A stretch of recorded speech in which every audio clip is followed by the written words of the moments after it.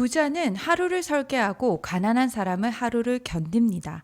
안타깝지만 이 차이는 시간이 지날수록 점점 더 커지죠. 처음엔 사소한 차이였을지도 모릅니다. 아침을 시작하는 방식, 돈을 쓰는 방식, 대화를 나누는 방식. 하지만 이 작은 습관들이 쌓이고 쌓여서 5년, 10년 후에는 전혀 다른 인생을 만들게 됩니다. 가난이 무서운 이유는 단순히 돈이 없는 게 아니라 가난한 방식으로 생각하고 행동하는 법이 그대로 다음 세대로 전해지기 때문입니다.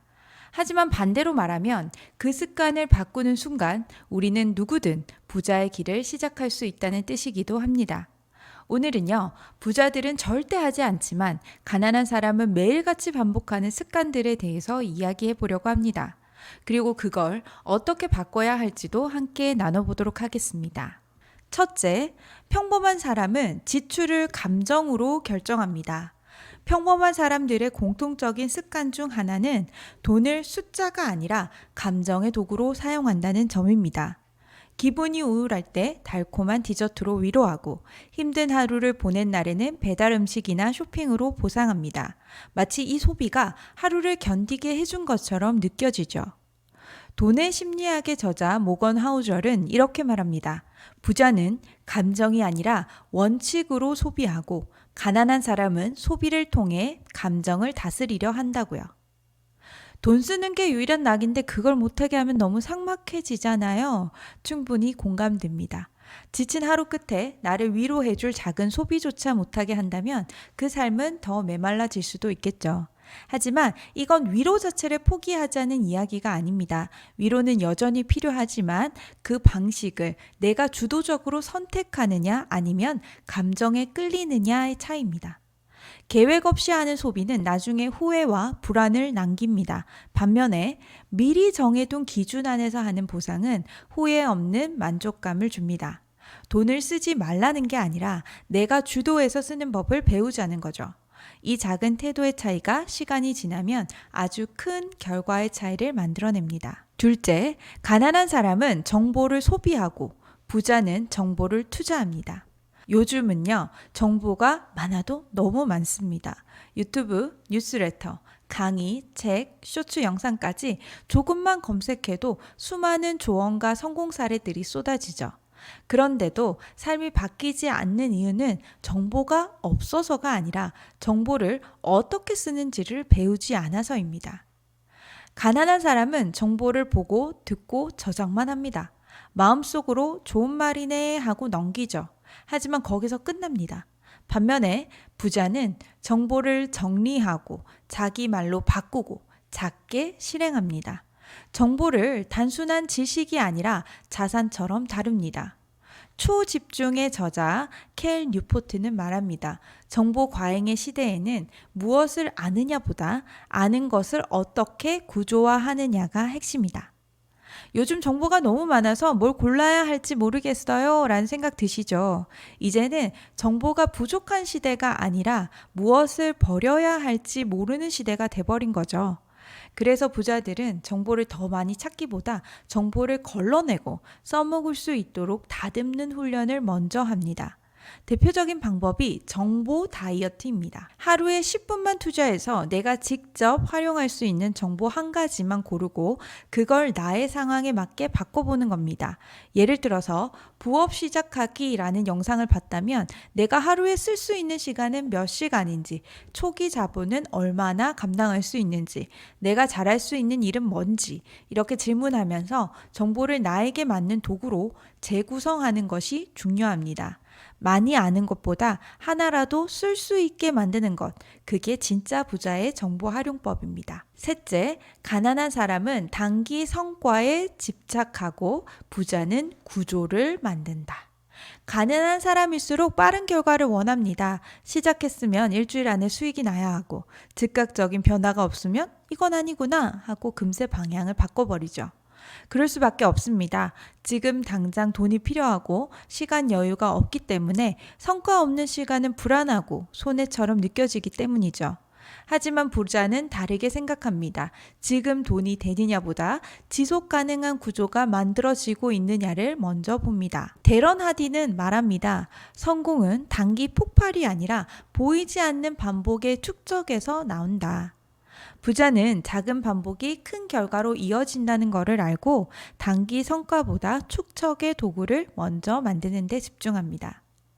단기 성과를 기대하는 게 뭐가 나쁜가요? 동기부여도 되고 성취감도 생기잖아요. 맞는 말이죠. 초반에는 작은 성공이 동기가 될 수 있습니다. 하지만 문제는요, 성과가 없을 때 무너지는 구조로 시작했다는 겁니다. 부자는 단기 성과를 확인하되 거기에 집착하지 않고 지속 가능한 시스템으로 바꾸기 위한 시간을 투자합니다. 지금의 선택이 잠깐 버티기 위한 건지 아니면 장기적으로 나를 자유롭게 할 기반인지 그 질문 하나만 바꿔도 삶의 궤도는 완전히 달라집니다. 넷째, 가난한 사람은 문제를 외부에서 찾고 부자는 통제 가능한 것에 집중합니다. 삶이 원하는 방향으로 흘러가지 않을 때 사람들은 흔히 외부에서 그 이유를 찾습니다. 경제가 안 좋아서, 가진 게 없어서, 누구는 운이 좋아서, 나는 상황이 나빠서. 이런 말들이 틀렸다는 건 아닙니다. 하지만 문제는요, 그 모든 이유가 나 스스로는 통제할 수 없는 것들이라는 데 있습니다. 부자는 똑같이 불리한 상황에서도 자신이 바꿀 수 있는 부분을 찾는 데 집중합니다. 지금 이 상황에서 내가 선택할 수 있는 건 뭘까? 내가 바꿀 수 있는 건 어디까지일까? 이 질문 하나가 삶의 초점을 바꿉니다. 심리학자 리처드 라이언과 에드워드 디시는 자기결정 이론에서 이렇게 말합니다. 인간은 자신의 행동이 스스로 결정되었다고 느낄 때 동기와 회복력이 강해진다. 반대로 외부 탓을 하는 순간 학습된 무기력이 시작된다. 사회 구조나 환경이 바뀌지 않으면 아무리 노력해도 의미 없는 게 아닌가라는 생각이 들 거예요. 맞는 말이죠. 모든 걸 개인 책임으로 돌리는 건 위험한 해석입니다. 하지만 그럼에도 불구하고 내가 영향을 미칠 수 있는 범위가 어디까지인지를 스스로 설정하지 않으면 현실은 바뀌지 않습니다. 부자는 바로 그 범위를 조금씩 넓혀가는 데 집중합니다. 내가 바꿀 수 없는 것에 머물면 불만은 늘어나고 선택은 줄어듭니다.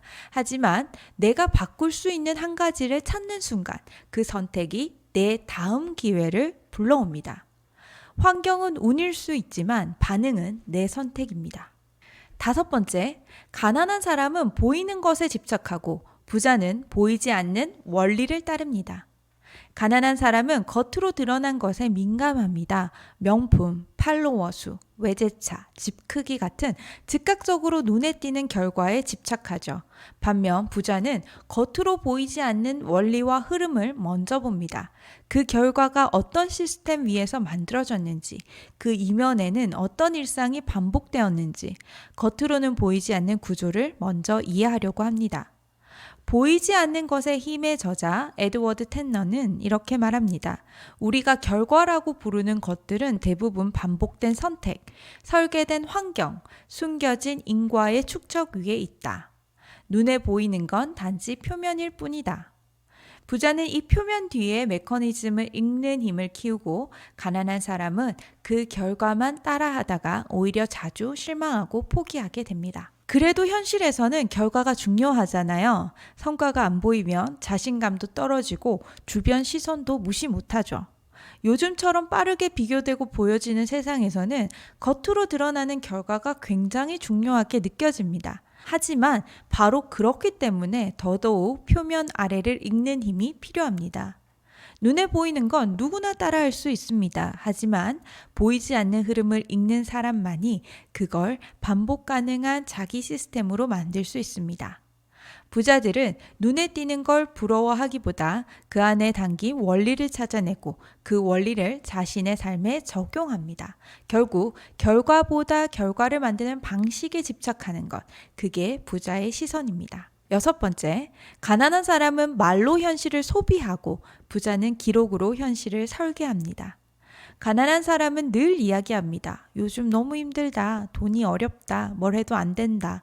그 말들은요, 현실을 설명하는 동시에 그 현실에 머물게 만드는 언어의 패턴이 됩니다. 반면 부자는 감정을 말로 흘려내기보다 생각을 기록하고 흐름을 설계하는 도구로 글을 씁니다.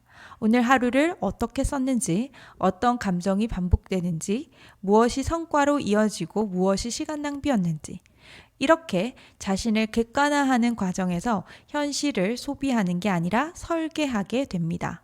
쓰기의 힘의 저자 조던 피터스는 이렇게 말합니다. 사고는 언어를 통해 명확해지고 언어는 글을 통해 구조화된다. 기록하지 않는 사람은 자신의 생각을 다스릴 수 없습니다. 쓰는 것이 좋은 줄은 아는데 솔직히 귀찮고 오래 못하겠죠.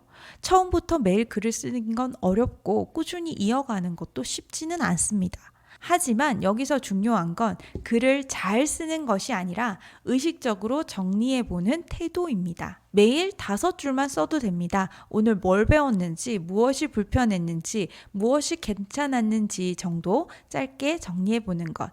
이 작은 습관 하나가 생각을 붙잡고 감정을 가라앉히고 다음 선택을 더 명확하게 만듭니다. 말은 사라지지만 기록은 쌓입니다. 그리고 그 기록은 당신의 삶을 바꿀 설계도가 됩니다. 마지막으로 7번째, 가난한 사람은 시간을 소비하고 부자는 시간을 분배합니다. 하루 24시간은 누구에게나 공평합니다. 그런데 이상하게도 누군가는 그 시간으로 부를 만들고 누군가는 그 시간 안에서 늘 바쁘고 지쳐 있습니다. 가난한 사람은 시간을 흐르는 대로 씁니다. 피곤하니까 좀 더 자고, 급하니까 아무 때나 집중하고, 해야 할 일을 생각하면서도 정작 휴대폰을 만지죠. 반면 부자는 시간의 주도권을 갖습니다. 오늘의 시간에 목적을 먼저 부여하고 중요한 일부터 우선 배치합니다. 하버드 시간관리 수업에서는 이렇게 설명합니다. 부유한 사람들의 공통점은 시간의 양이 아니라 시간의 밀도를 관리한다는 데 있다. 시간은 흘러가는 게 아니라 설계되는 것이다. 시간을 나누고 계획하는 게 좋다는 건 알지만 현실은 그렇게 여유롭지 않다는 생각이 드신다면 현실은 갑자기 끼어드는 변수와 예정에 없던 일로 가득한 상황 때문이겠죠. 그래서 부자들도 완벽한 시간 관리를 하지 않습니다. 대신 하루 중에 10%만의 시간만이라도 내가 통제하자라는 작은 목표부터 시작합니다. 예를 들어서 하루 24시간 중에 단 30분만 핸드폰을 끄고 중요한 일에 몰입해보는 것. 그 30분이 반복되면 결국 하루의 구조가 바뀌고 그게 인생의 리듬까지 바꿔놓게 됩니다. 시간을 따라가는 삶과 시간을 나눠 쓰는 삶은 결과뿐 아니라 존재감 자체를 다르게 만듭니다. 지금까지 살펴본 7가지 습관은요, 단순한 행동의 차이가 아니라 삶을 바라보는 태도의 차이였습니다. 부자는 감정보다 구조를 따르고 결과보다 원리를 보고 외부보다 내부에 집중합니다. 그리고 그 작은 차이가 시간이 지나며 엄청난 격차를 만들어냅니다. 하지만 반대로 말하면 지금부터라도 습관을 바꾸면 인생도 바뀔 수 있다라는 뜻이 됩니다.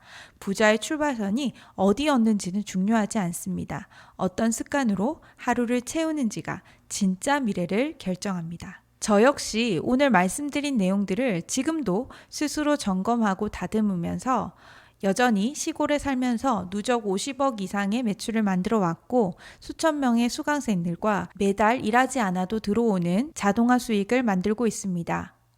작은 채널이라 그냥 두면 다시 찾기 어려우실 수 있으니 지금 구독해 주시면 앞으로 삶을 바꾸는 실전 돈 되는 수업 놓치지 않으실 겁니다. 끝까지 시청해 주셔서 감사합니다.